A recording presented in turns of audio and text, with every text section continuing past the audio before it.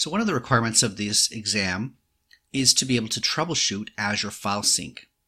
Now there is an article on the Microsoft Docs website called Troubleshoot Azure File Sync. I definitely recommend you reading through it or at least skimming through it. There's also articles on Azure Files for Windows and Azure Files for Linux. So one of the strongest points I think I'll pull out of this entire article for you is that when you're having trouble with Azure File Sync, let's say the synchronization isn't happening, or it's delayed, or there's files are missing, or something's just not working the way you expect, should you recreate and remove and recreate the server endpoint? Remember, when we were looking at the file syncs, we've got the sync groups, which are the groups of files being synchronized amongst many servers, and then there's the registered servers, which are the server endpoints. Should you remove it and recreate it? And the answer that Microsoft wants you to know is no.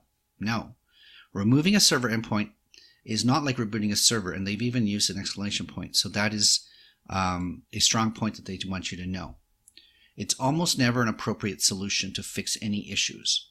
So do not go into the registered servers and start deleting stuff if it's not synchronizing properly. It's really worth it to go and turn on some of the logging. So for instance, if the installation is not going well, there's a way of turning on more verbose logging so you can see what the causes are, etc. Okay, so I would definitely recommend that you look at this article. If you are having actual troubles with file sync, start to go down through here and look at what some of the solutions are. Okay, being able to reset the list of registered servers if you're not seeing the server that you're expecting, etc. But deleting the server and restarting is pretty extreme.